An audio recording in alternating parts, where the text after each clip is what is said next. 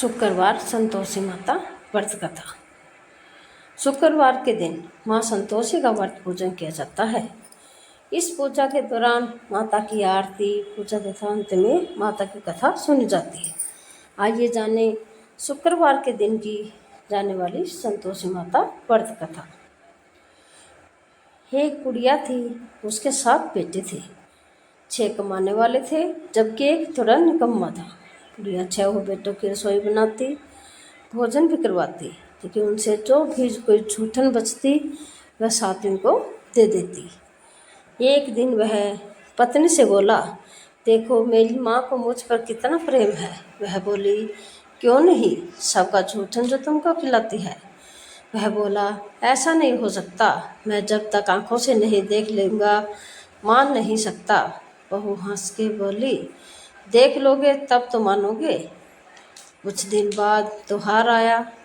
घर में 7 प्रकार के भोजन और चूरमे के लड्डू बने। वह जांचने को सिर दुखने का बहाना बनाकर तला वस्त्र सिर पर ओढ़े रसोई घर में ही सो गया। वह कपड़े में से सब देखता रहा। 6 भाई भोजन करके आए। उसने देखा माँ ने उनके लिए सुंदर आसन बिछा नाना प्रकार की रसोई और आग्रह करके उन्हें जिमाया। वह देखता रहा। 6 भोजन करके उठे, तब माँ ने उनकी झूठी थालियों में से लड्डुओं के टुकड़े उठाकर एक लड्डू बना दिया। छूछन साफ कर बुढ़िया माँ ने उसे पुकारा, बेटा 6 भाई भोजन कर गए, अब तुम ही बाकी है, उठ, तू कब खाएगा। वह कहने लगा, माँ मुझे भोजन नहीं करना, मैं प्रदेश जा रहा हूँ। माँ ने कहा, कल जाता हो तो आज चला जा। वह बोला, हाँ आज ही जा रहा हूँ। यह कहकर वह घर से निकल गया। 7वें बेटे का प्रदेश जाना, चलते समय पत्नी की याद आ गई। वह गौशाला में कंडे थाप रही थी। वहाँ जाकर बोला, हम जावे प्रदेश आवेंगे कुछ काल, तुम रहियो संतोष से धर्म आपनो पाल।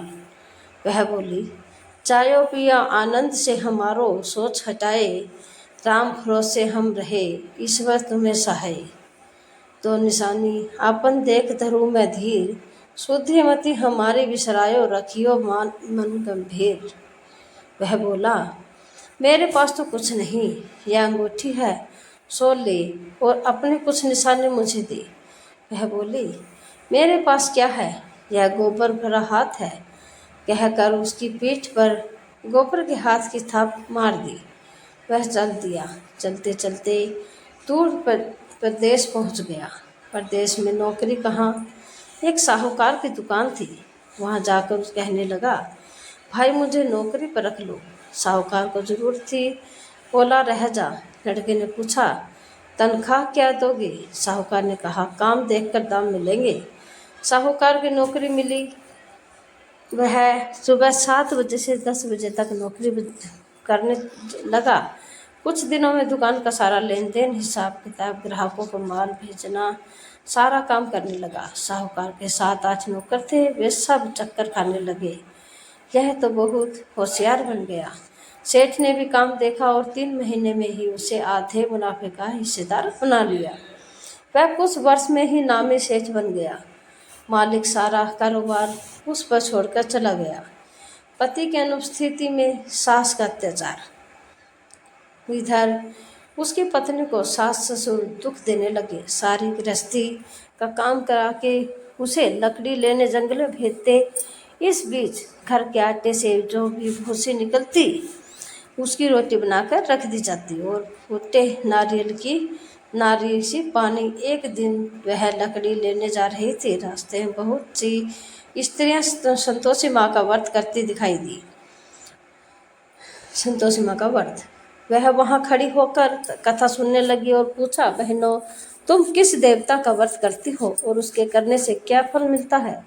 यदि तुम इस व्रत का विधान मुझे समझा कर कहोगी तो मैं भी तुम्हारा बड़ा एहसान मानूंगी।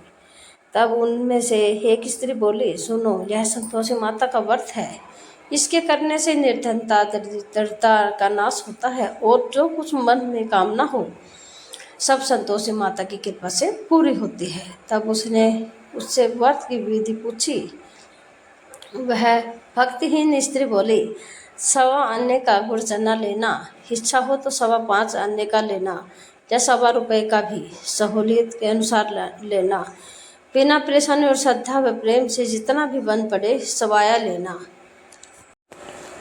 प्रत्येक शुक्रवार को निराहार रहकर कथा सुनना, इसके बीच कर्म टूटे नहीं, लगातार नियम पालन करना। सुनने वाला कोई न मिले तो घी का दीपक जलाकर उसके आगे या जल के पात्र का सामने रखकर कथा कहानी सुनना। जब कार्य सिद्ध न हो नियम का पालन करना और कार्य सिद्ध हो जाने पर व्रत का उद्यापन करना। 3 मास में माता फल पूरा करती है। यदि किसी के ग्रह खोटे भी हों तो भी माता वर्ष भर में कार्य सिद्ध करती है। फल सिद्ध होने पर उद्यापन करना चाहिए, बीच में नहीं। उद्यापन में कढ़ाई सेर आटे का खाजा तथा इसी परिमाण से खीर तथा चने का साग करना। आज लड़कों को भोजन कराना, जहाँ तक मिले देवर जेठ भाई बंधुओं के हो, न मिले तो रिश्तेदार और पास पड़ोसियों के बुलाना।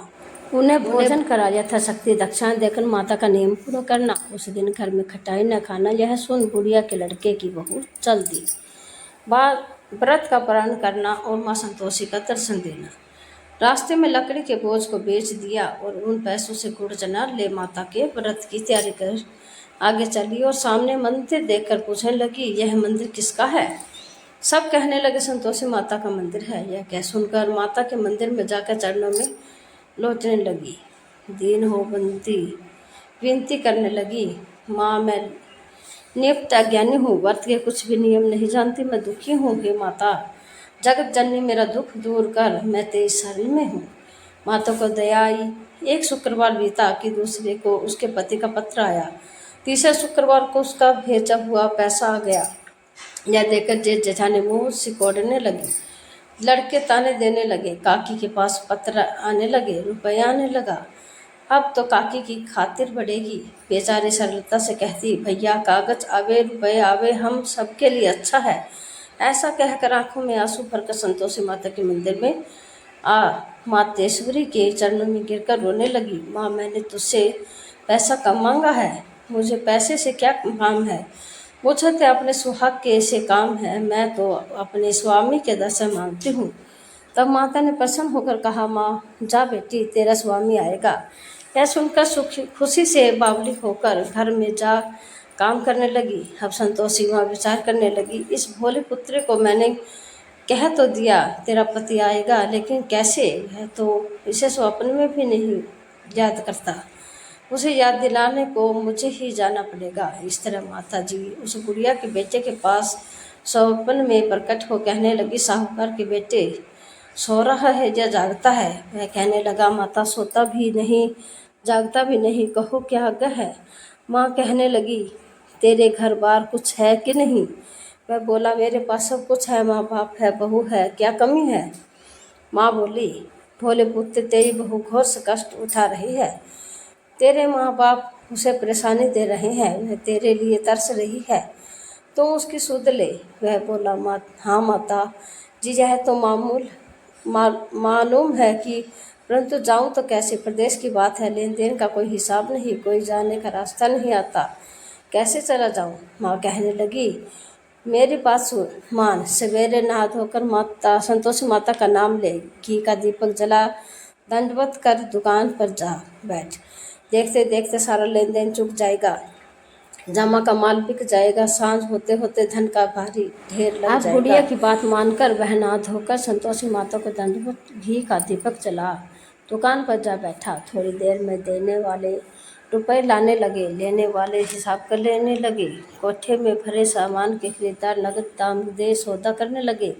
शाम तक धन का भारी ढेर लग गया। मन में माता का नाम ले चमत्कार देख प्रसन्न हो घर ले जाने के वास्ते गहना कपड़ा सामान खरीदने लगा। यहाँ काम से निपट तुरंत घर को रवाना हुआ। उधर उसकी पत्नी जंगल में लकड़ी लेने जाती, लौटते वक्त माता जी के मंदिर में विश्राम करती। वह तो उसके प्रतिदिन रुकने का जो स्थान ठहरा धूल उठती देख वह माता से पूछती है, हे माता, यह धूल कैसे उड़ रही है?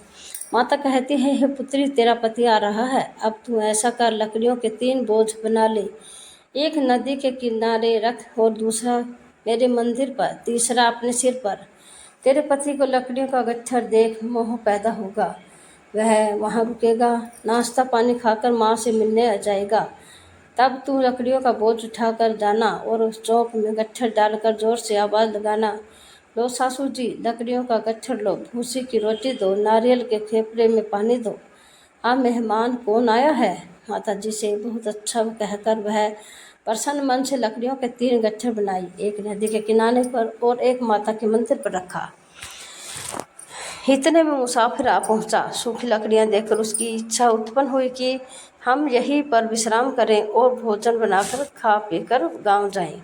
इसी तरह रुककर भोजन बना, विश्राम करके गांव को गया, सबसे प्रेम से मिला। उसी समय सिर पर लकड़ी का गट्ठर लिए वह उतावली सी आती है, लकड़ियों का भारी बोझ आंगन में डालकर जोर से 3 आवाज देती है, लो सासू जी लकड़ियों का गट्ठर लो, भूसी की रोटी दो, आज मेहमान कौन आया है।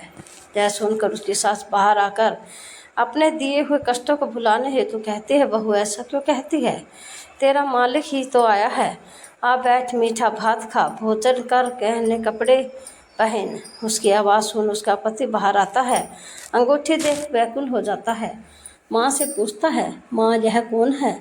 माँ बोली, बेटा यह तेरी बहू है, जब से तू गया है तब से सारे गांव में भटकती फिरती है, घर का काम काज कुछ करती नहीं, 4 पहर आकर खा जाती है। वह बोला, ठीक है मैंने इसे भी देखा है, तुम्हें भी, अब दूसरे घर की ताली दो, उसमें रहूँगा। माँ बोली, ठीक है जैसी तेरी मर्जी। तब वह दूसरे मकान की तीसरी मंजिल का कमरा खोल सारा सामान जमाया। एक दिन में राजा के महल जैसा ठाठ बाट बन गया। अब क्या था, बहू सुख भोगने लगी। इतने में शुक्रवार आया। शुक्रवार व्रत के उद्यापन में हुई भूल किया खटाई का इस्तेमाल। उसके पति से कहा, मुझे संतोषी माता के व्रत का उद्यापन करना है। पति बोला, खुशी से कर लो। वह उद्यापन की तैयारी करने लगी। जेठानी के लड़कों को भोजन के लिए कही गई। उन्होंने मंजूर किया, परंतु पीछे से जेठानी ने अपने बच्चों को सिखाया, देखो भोजन के समय खटाई मांगना, जिसके उसका उद्यापन पूरा न हो। लड़के जिमने गए, खीर खाना पेट भर खाया, परंतु बाद में खाते ही कहने लगे, हमें खटाई दो, खीर खाना हमको नहीं भाता, देखकर रुचि होती है। वह कहने लगी, भाई खटाई किसी को नहीं दी जाएगी, यह तो संतोषी माता का प्रसाद है। लड़के उठ खड़े हुए, बोले, पैसा लाओ। भोली बहू को जानती नहीं थी, उन्हें पैसे दे दिए। लड़के उसी समय हट करके इमली खटाई ले खाने लगे। यह देखकर बहू पर माताजी के कोप किया। राजा के दूत उसके पति को पकड़ कर ले गए। जेठ जेठानी मन माने वचन कहने लगे, लूट लूट कर धन इकट्ठा कर लाया है, अब सब मालूम पड़ जाएगा जब जेल की मार खाएगा। बहू से यह सहन नहीं हुआ। माँ संतोषी से मांगी माफ़ी। रोते हुए माताजी के मंदिर गई, कहने लगी, हे माता तुमने क्या किया। हंसा कर अब भक्तों को रुलाने लगी। माता बोली, बेटी तूने उद्यापन करके मेरा व्रत भंग किया है। वह कहने लगी, माता मैंने कुछ अपराध किया है तो भूल से लड़कों को पैसे दे दिए थे, मुझे क्षमा करो, मैं फिर तुम्हारा उद्यापन करूँगी। माँ बोली, अब तो भूल मत करना। वह कहती है, अब भूल नहीं होती, अब बतलाओ वे कैसे आवेंगे। माँ बोली, जब पुत्री तेरा पति तुझे रास्ते में आता मिलेगा। वह निकली, राह में पति आता मिला। वह पूछी, कहाँ गए थे। वह कहने लगे, इतना धन जो कमाया है उसका टैक्स राजा से मांगा था, वह भरने गया था। वह प्रसन्न हो बोली, भला हुआ, अब घर को चलो। कुछ दिन बाद फिर शुक्रवार आया, फिर किया व्रत का उद्यापन। वह बोली, मुझे फिर माता का उद्यापन करना है। पति ने कहा, करो। बहू फिर जेठ के लड़कों को भोजन को कहने लग गई। जेठानी ने 1-2 बातें सुनाई, सब लड़कों को सिखाने लगी, तुम सब लोग पहले ही खटाई मांगना। लड़के भोजन से पहले कहने लगे, हमें खीर नहीं खानी, हमें जी बिगड़ता है, कुछ खटाई खाने को दो। वह बोली, खटाई किसी को नहीं मिलेगी, आना हो तो आओ। वह ब्राह्मण के लड़के लाकर भोजन कराने लगी। यथाशक्ति दक्षिणा की जगह 1-1 फल उन्हें दिया। संतोषी माता प्रसन्न हुई। संतोषी माता का फल। माता की कृपा होते ही 9वें मास में उसके चंद्रमा के समान सुंदर पुत्र प्राप्त हुआ। पुत्र को पाकर प्रतिदिन माता जी के मंदिर में जाने लगी। माँ ने सोचा, यह रोज आती है, आज क्यों न इसके घर चलूं। यह विचार कर माता ने भयंकर रूप बनाया। गुड़ जलने से सना मुख, ऊपर सूंड के समान होठ, उस पर मक्खियाँ भिन भिन कर रही थी।